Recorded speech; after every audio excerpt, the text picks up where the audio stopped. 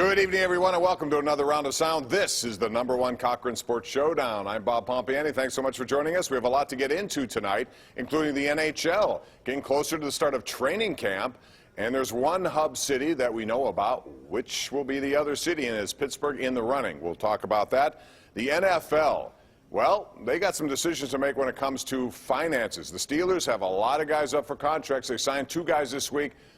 At the end of the day, which guys may not have a future in Pittsburgh because of the contractual situation? We'll talk about that. #1 topic, however, tonight on the #1 Cochran Sports Showdown is Major League Baseball continues to have this ugly impasse. And here to discuss those topics with you tonight is our panel, Rich Walsh, my colleague here on KDKA-TV, and Andrew Fillipponi, who does his work up at 93.7 The Fan, also the national show, The Pony Express on CBS Sports Radio. That's back and going strong. So we'll start with you, Andrew, on this. Baseball and its players, nothing.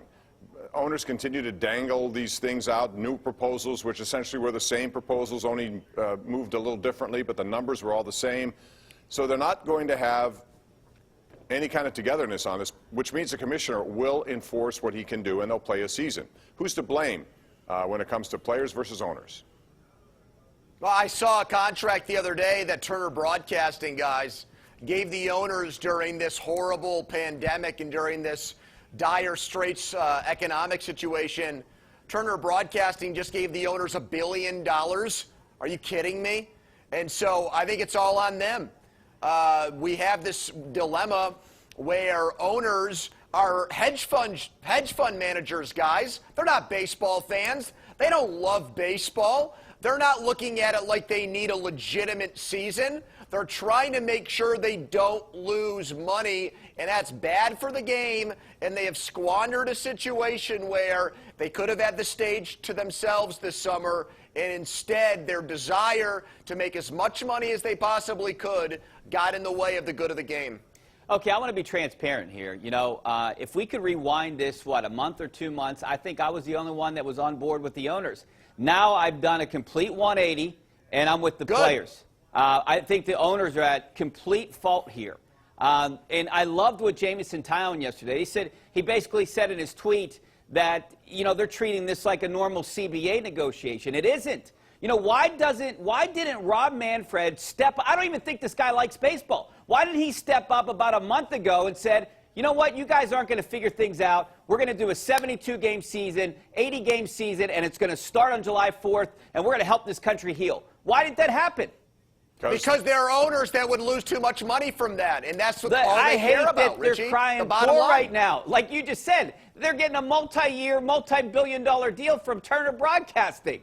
I mean, these guys are all billionaires. How are they crying poor right now? They're crying poor because they don't open their books. And quite frankly, you mentioned the word transparency, Rich. If they were to be transparent, they would show people exactly what they're talking about. They don't. They never will. And as a result, you're only led to believe what you hear, which is a bunch of BS in most cases. The owners here have an opportunity to make this up. Whatever losses they will incur in this season, they will make up in time. Players don't necessarily have that. So let's talk about, you know, what happens if it's 48 or 54, whatever that be. Rich, I want to talk to you first on this topic. I think the Pirates, like any team at this point, if you look at what their records were the last couple of years after 48 games, they were right in contention. Can they be a team that qualifies for a playoff if it's just 48 to 54 games? No, not at all. They don't have the pitching staff right now. No Jameson Tyown, no Chris Archer. He might have helped. That was a plus, I did maybe. like Pony's tweet this week. He put out stats with 2019, 2018, they would have been in. Maybe it'll help with 8 teams that get in. I don't think they have a chance. I don't think they're good enough. I really don't. And I hate to say that because you guys know I'm the one that has Bucko fever of this panel. So I don't think they have a chance if it's 20 games. But you know what? John Heyman put out today, right, that it's going to start with the number 5, whatever this game number of games is going to be. I wish it would be at least 72. They get time to figure it out. But now, you know, if they would have came to terms last week, we're still pushing this down the road. If they would have came to terms last week, they could have started the season mid-July. Now what are we looking at? We're another week. They can still start at mid-July. You think? They want 3 weeks for training camp. You're going to at least need to get 2 weeks to get people here. Do they have to quarantine? Yeah, but You're I think already we're at going to 6 get an weeks. announcement on that tomorrow. I think we're going to get a number of games from Manfred tomorrow on this, and that will start the timetable for the 3 weeks. We already know Derek Shelton is in Pittsburgh, so he's primed and ready to go, and a lot of players have already reported back here. Bob, I wonder, guys, Scott Boras, very powerful guy in the game. You wonder if he's going to manipulate some of his players to fake injuries. I wonder about that. Josh Bell is a Scott Boras guy. He's not making a lot of money this year. You know, I know he's got a lot of pride, and I've got a ton of respect for him, but is he really going to risk it in a short season on a very, very bad team? This is not a talented team. Keona Kella's got free agency after this year. Now, what if he comes up lame? Are the owners going to hold it against him in free agency? Is he going to get blacklisted for it? You never know. I mean, these owners, they're very bitter, Bob. We've seen them play games with free agents before. I mean, if somebody fakes an injury or somebody doesn't give it 100%, they might make the guy pay in his next contract negotiation. I think if you believe it's ugly now, just wait until players show up for spring training 2.0. I think it's going to get even worse. I had someone call me on the sports call last night, guys, and they talked about why don't they just negotiate the CBA now? And, you know, it maybe sounds like a good question, Can't do it. but if they negotiate the CBA right now, we wouldn't even have a season this year. Maybe not even next year. No, and that's maybe, if it goes in that direction, then I say do it as long as possible, get a salary cap and floor into this. Yeah. It won't go that Salary way, however. floor, too. We want to also talk about, first of all, I think, just my take on this, 48 games, everything. I don't care how bad the Pirate pitching staff looks. There are teams in baseball, as good as they are, who go through losing streaks. There are bad teams that go through winning streaks. And if you put one of them together at the right time, all of a sudden things can change. So that's my take there. I want to talk about the Pirate draft because it was interesting, to say the least. Andrew, they had only 5 rounds. The Pirates got a good hitter, it looks like, to start, but a lot of arms. They chose not to go for the kid from West Allegheny, Austin Hendrick, who has some power in his bat, and he's a left-hand hitter as well.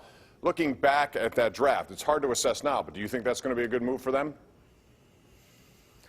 They got enough middle infielders, in my opinion. I mean, I didn't watch Nick Gonzalez play college baseball, but he did it at altitude. He basically played, Bob, if you played golf or he played baseball, you'd drive it 450 yards. I'd love to see that. I think you'd look like Bryson DeChambeau out there, Bob. You'd absolutely crush the ball where he played his college home games this past season. So everybody tells me his power is fraudulent. How many second basemen, how many Kevin Newmans do you need? I would have rather had the kid from right down the road. I know he doesn't like talking to the media, but I don't mind that as much. Let him hit his 40 home runs. He's going to the Reds. That's a hitter's ballpark. I got a feeling 4 years from now he's going to be hitting home runs against the Pirates, and we're going to be lamenting the Bucks passing on him. Hey, Pony, can we get a picture of Pomp pre-quarantine and now and see if he looks like Bryson DeChambeau? I don't take those shakes or whatever he's putting in those shakes. I'm not doing that. You got 20 pounds of muscle there, Bob? You got the triceps, the biceps? You know, Nick Gonzalez, they keep saying that he's the best hitter in the draft, right? He was the best guy on the board when the Pirates took him, so I'll defer to scouts. But he's a contact hitter, Richie. Yeah. He's a singles and doubles hitter. You're right, and they don't need another infielder. I thought Cole Tucker was their future at shortstop. Kevin Newman, maybe. One of those guys could play second, O'Neal too. Cruz? O'Neal Cruz is maybe best of all of them. Well, from what I was told when I was at spring training, he's their future right fielder. So I don't even think he projects as a shortstop, even though he was taking reps there this year. I think he'll be a corner outfielder, more than likely a right fielder. So do they need another infielder? I would have rather see them take a shot on a guy like Austin Hendrick, who's supposed to be the best left-handed hitter, a power guy. I heard some guys compare him to Bryce Harper. Now, I think that's kind of ridiculous, but, you know, maybe he will be. So, yeah, I didn't like the middle infield, but from what I hear, this guy's a really good kid. Maybe he'll fit in somewhere, but you're right. He's a contact hitter. This is something that I don't think the Pirates need. They needed a catcher. They need a hitter. Maybe they need a left-handed pitcher. They need a big bopper. And that's what I don't understand about power. the 5 straight right-handed pitchers that are all basically the same. Right. There's only one starter in the bunch, right? Yeah, it's interesting how it goes out. We'll find out in time. We won't know the answer, but a lot of people who analyze draft give Ben Cherington an A. That looks good now. It may change in time. Hey, we have more coming up, including the Steelers. We're going to get into some of the decisions they will have to make moving forward based on the CBA and what it might be, the salary cap, all that stuff. But first, I want to tell you that it's exciting when a team moves into a new building, and that is certainly true with the team at #1 Cochran Hyundai South Hills and their spacious new facility, even though they only moved less than a mile up the road. Right now, for a limited time, get special grand opening offers in both sales and service. It's the new #1 Cochran Hyundai South Hills, now conveniently located at 3220 West Liberty Avenue. Steelers Talk is next. The #1 Cochran Sports Showdown is brought to you by #1 Cochran, go one better, and by Highmark Blue Cross Blue Shield. Have a greater hand in your health.